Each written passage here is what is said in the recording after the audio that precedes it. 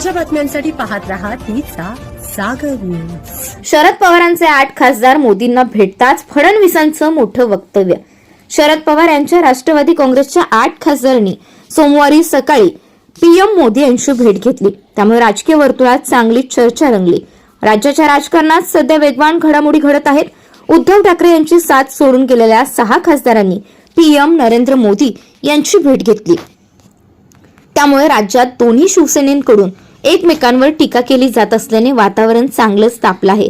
त्यातच शरद पवार यांच्या राष्ट्रवादी काँग्रेसच्या 8 खासदारांनी सोमवारी सकाळीच पीएम मोदी यांची भेट घेतली।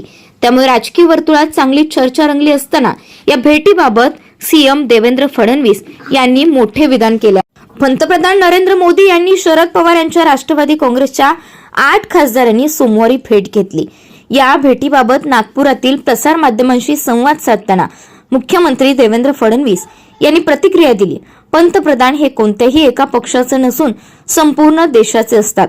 त्यामुळे त्यांना कोणत्याही पक्षाच्या नेत्यांनी भेटण्यात काहीही वावगे नाही, असे फडणवीस म्हणाले।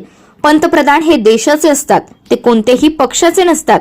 त्यामुळे त्यांना कुणीही भेटू शकतं, त्यामध्ये काहीही वावगं नाही। मी सुद्धा मुख्यमंत्री आहे, मला देखील अनेक विरोधी पक्षांचे लोक भेटतात आणि त्यांची कामे सांगतात। त्यामुळे या भेटीकडे वेगवेगळ्या दृष्टीने पाहण्याचे कारण नाही। तर पंतप्रधानांना भेटायला जाणार असतील किंवा भेटले असतील तर ही चांगली गोष्ट आहे, अशी भूमिका मुख्यमंत्री देवेंद्र फडणवीस यांनी प्रसार माध्यमांशी बोलताना मांडली। यावेळी त्यांनी तिरंगा रॅलीबाबत सुद्धा माहिती दिली।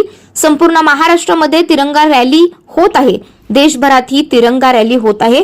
15 ऑगस्ट भारतीय स्वातंत्र्य दिन आणि काल झालेला 9 ऑगस्ट करो या मरो भारत छोडो या सप्ताहात संपूर्ण देशात तिरंगा रॅलीच्या माध्यमातून देशप्रेमाचं वातावरण तयार झालं आहे।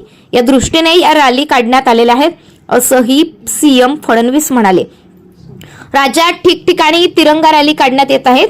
मुंबईच्या रॅलीमध्ये मी जाणार आहे, नंतर पुण्याच्या रॅलीमध्ये जाईल आणि 14 तारखेला छत्रपती संभाजीनगरच्या रॅलीमध्ये जाणार आहे, अशी माहिती फडणवीस यांनी माध्यमांशी बोलताना दिली।